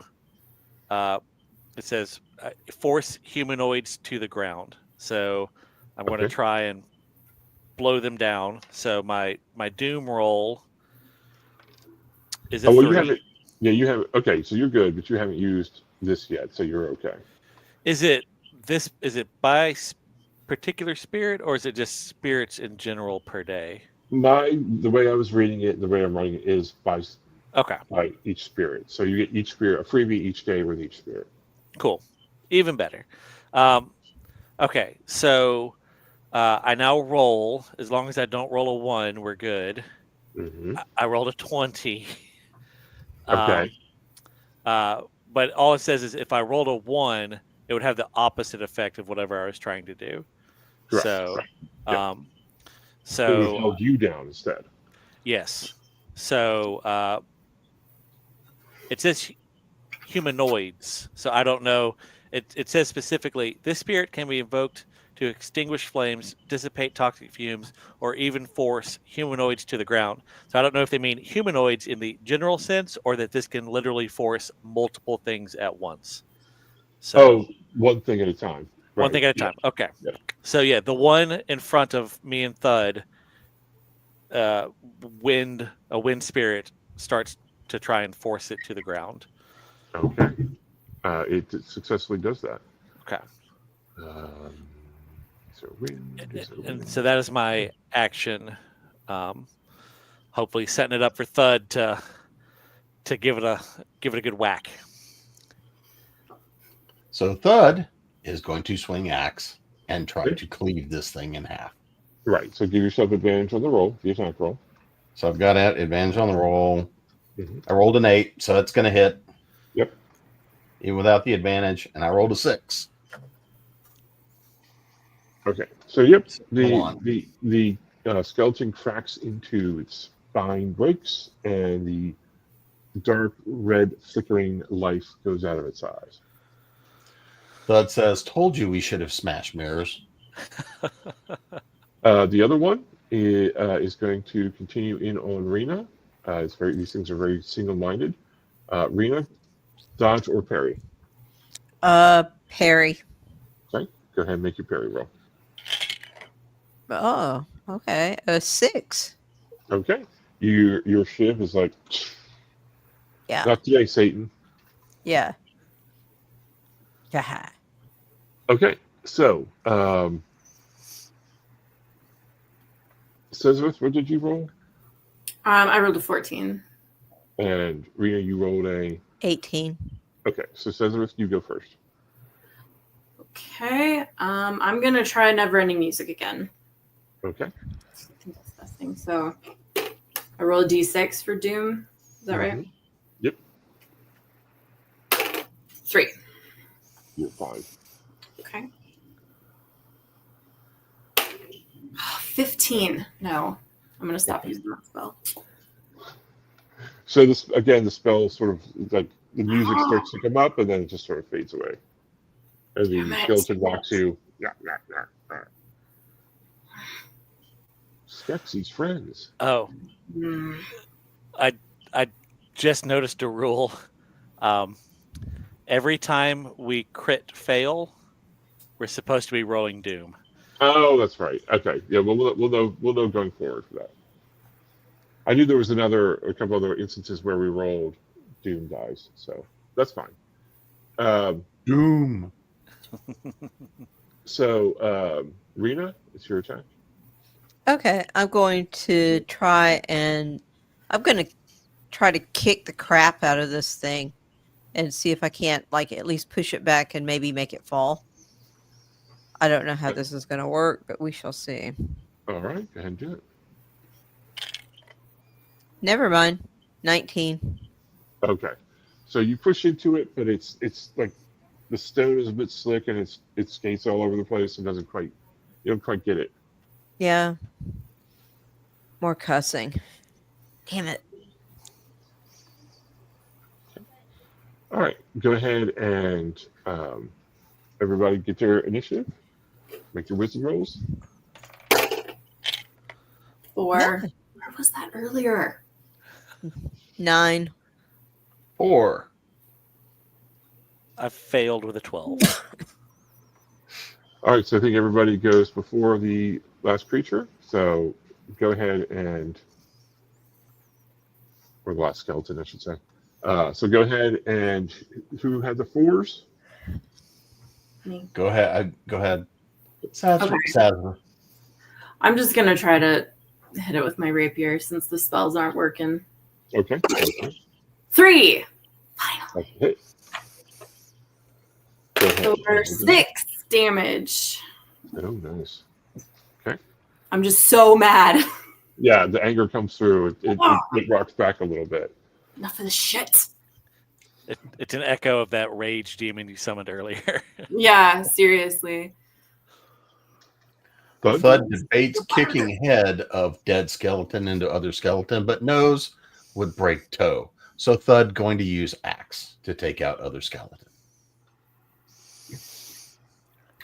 And Thud rolls 9 and has a strength of 13. Okay. So Thud hits and Thud rolls a 4. All right. Rena?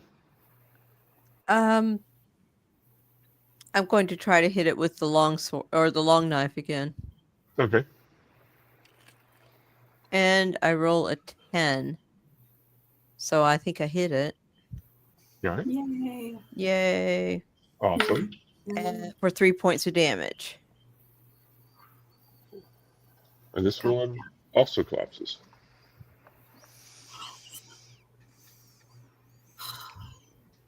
Nice.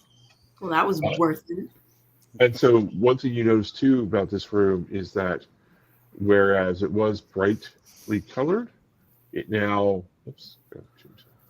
falls into sort of gray slate palette that is no longer festive and sunny. It's sort of like dull and stagnant. Thud takes both skulls. Okay. After all Oh. that, I hope so. Yeah, for real. One of my backgrounds is my last. I've talked about the other two. So my third background is Survivor. It says I can take D6 minutes and find something that can be used as a knife or club. Since I only have one weapon right now, I'd kind of like to have a backup. So I was thinking maybe I grab like a humorous from the Oh no, the here we go. skeletons. That's not very funny, Bob. I think it's hilarious. Well, they Yeah. are bronze, right? Yeah, they are bronze, so yeah, that should work. Cool. All right, I'm gonna write down brass humorous. That's pretty cool. That's a pretty cool weapon. Yeah. So we are getting towards the end of time, both figuratively and figuratively. So you travel a little bit through the temple. Right. Okay. Are we now working through the temple? You're working your way through the temple. And you come to a small room. Circular. Not too hot, not too cold. There are some murals of chaos like at the front entrance, but they fade off into like a gray mist. And in the middle of the room is a something. It's sitting in a shallow pool of water, so it's like one of those tiered, but very low, right? Baths, and in the middle there's just sort of gray green water, and it's whatever this thing in here. It's green and yellow. You're not sure what it is. It's no matter how close you get, the water's just obscuring whatever it is. So it's underneath the water, is what you're Mhm. saying? How deep is the water? Not very deep, maybe a foot. The water is kind of my thing, and I feel like my uncle has not done me any good so far. But I feel like this is his wheelhouse. He's a shaman of the oceans. I evoke him to try and give me some sort of insight as to if he's seen anything like this before. Okay. And Cool. I rolled a 2 on my doom roll, Okay. and I got a 2 on my rolling with advantage for. Does Your he uncle. know? Does he know anything about what this could potentially be? He will tell you that you should set it on the water on fire. So I go to my co-thieves here. So I talked to my uncle, and you've heard me talk about him, the shaman, the water shaman. He says that we need to light this water on fire. And I know, like, history would say that normally he's not at all helpful. But this is, I think maybe this time he's coming through. So does anyone have any way we can light this water on fire? I mean, I have a spell, but the risk of people getting set on fire is big. So anyone else Yes, but has? what if everybody else leaves the room? Yeah. Yeah, we It can doesn't- leave the room. It doesn't say I'll be set on fire. Well, I guess I would be set on fire because I would be in the room. But Well, it doesn't specifically say you would be. It just says all the other people would be.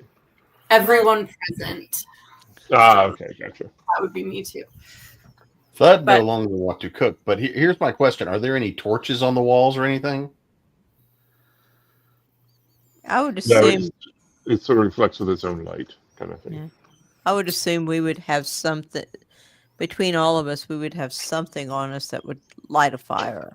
I mean, I don't. Yes, well, but I mean, if we're out traveling the roads, we gotta have some kind of fire. right? Yeah. Yeah, I don't know how it treats, how this game treats like adventurous packs or whatnot. So I was looking at one and it doesn't. It says lantern. Doesn't specify matches, but it does suggest that it would have matches, I guess. You'd have to light it somehow.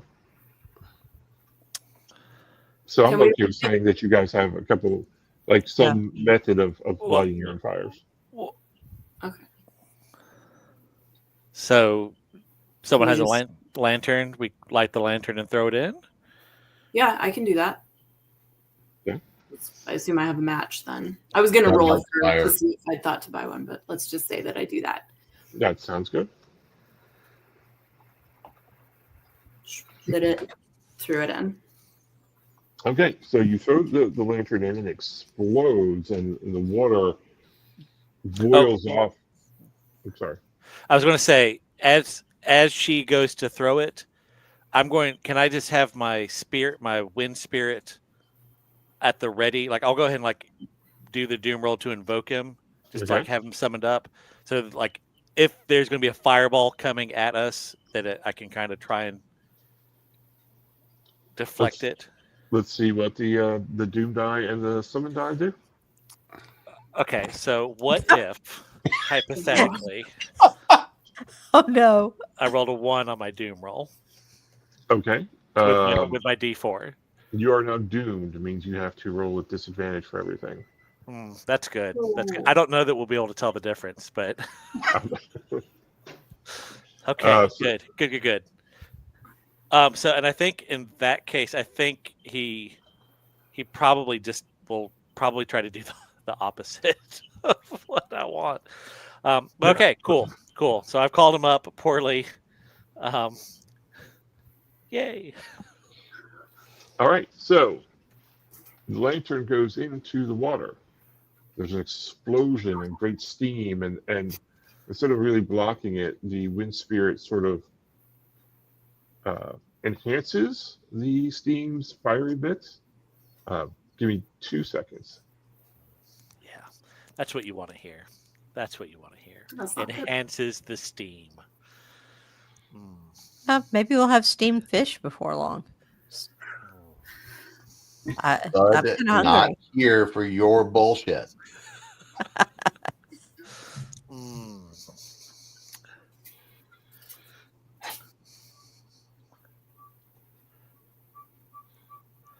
Wow, yeah. All attribute tests and damage rolls are made with disadvantage. That's brutal. So, How much is the disadvantage? I didn't look it up. Roll 2, take the lowest. Yeah. Yep. Yeah. or highest in this case. Go ahead and roll. Everybody make a dexterity. Bob, remember you're rolling with disadvantage. Oh. 15. Mother of Christ. I rolled a 13 and a 20. I rolled a 20 as well. Oh, I was upset about my 15. I got 12, which still means Okay. because of dexterity, right? All right, let's take care of Latham for the second. Let's say. You can choose a color.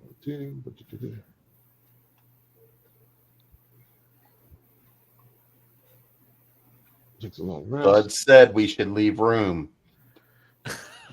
I didn't cast my spell. We didn't have to. I don't think anybody expected it to explode like that. Probably not.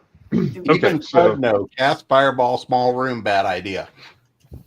I didn't cast fireball. I threw a lantern. You cast. Throw fireball. When you throw a lantern, no. Normally when you throw a lantern in a lake, the lantern just goes out. It doesn't explode. Okay. So the Latham is doubly doomed. Latham is badly mauled by the steam. So go ahead and roll 2d6 and take the highest. Oh, I rolled a 6. Okay, so you take 6 damage, no armor. Yeah. And your uncle then mercilessly mocks you. So Who- it's 6 steam damage for verbal abuse Yeah. damage, Right, yeah. 4 mental damage. No armor. Yeah. No armor, no help. So Rena also rolled a 20. Is that right? 20 as well. Yes. All right, Rena, make a doom roll, please, on your doom die. Okay. I got a 2. Okay, you're not entirely doomed yet. You will take 3 points of steam damage, Okay. and Cesareth and Thud will each take 2 points of steam damage. Okay. Now, in this now empty bath is a what? What do you think it is, Thud? Thud thinks Latham dumbass and thinks about throwing Latham in to go see what's in there, but Thud thinks big weapon. What kind of weapon? Thud thinks big, long, shiny, two-handed sword. Okay. All right. Rena. What does Rena think is in there? An elder god. That's what I think. Okay. Okay. All right. Choose the form of your destructor. Got it. Cesarith, what do you think is in there? Just to remind me, what was the dream we had? What was the content of it? Just that there's something in here. Something powerful. Yeah. A powerful weapon for chaos. Okay. I think I'm hoping and thinking that it's going to be a beautiful, like, precious metal and precious stone, not scimitar, but like staff, some sort of ornamental kind of staff. Okay. And Latham? I think it's an anchor. Okay. Interesting. All right. So what I need is everybody just to roll a d20 for me. I mean, why not? 13. I rolled a 1.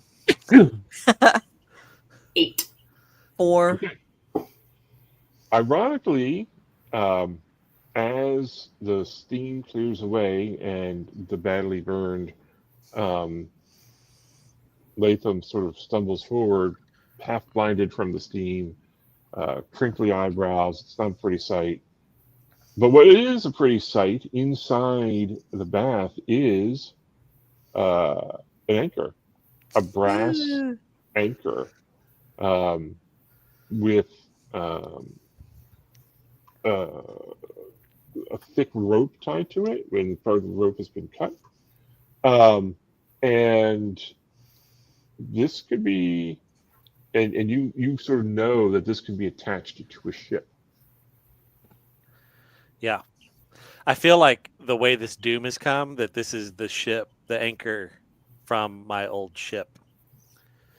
And I just feel like this is connected somehow. Yep.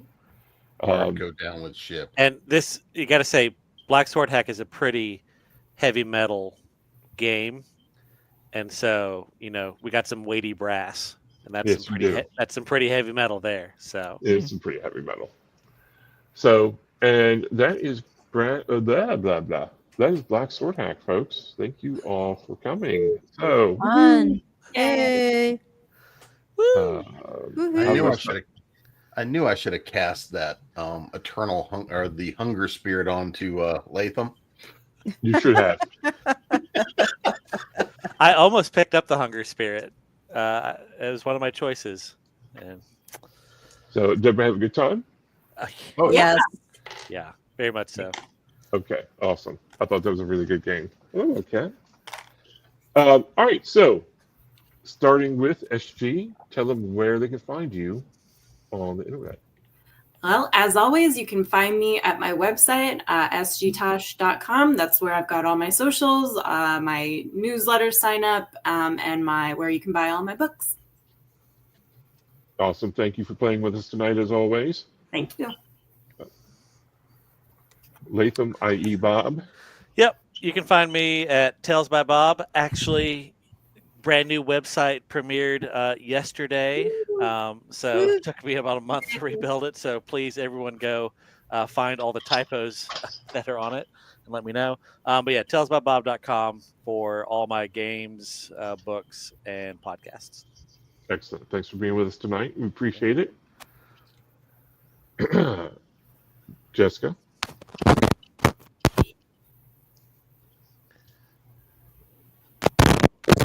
At jessicaknettlesauthor.com. You can find me on the interwebs at Facebook and Instagram and all those fun social media places where you can see my cats and my crochet.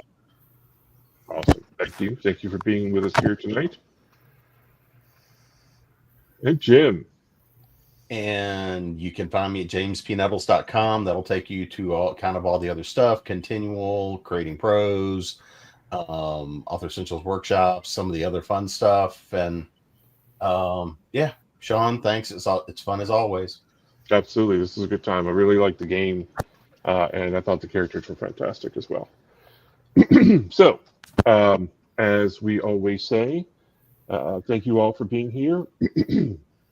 Thank you for the Merry Mushman for publishing this. Thank you for Kobayashi for writing the game. And be back with us in June for another Hit the Dice. And it is always time to go Go in indie now. There we go. All right, everybody. Have a good night.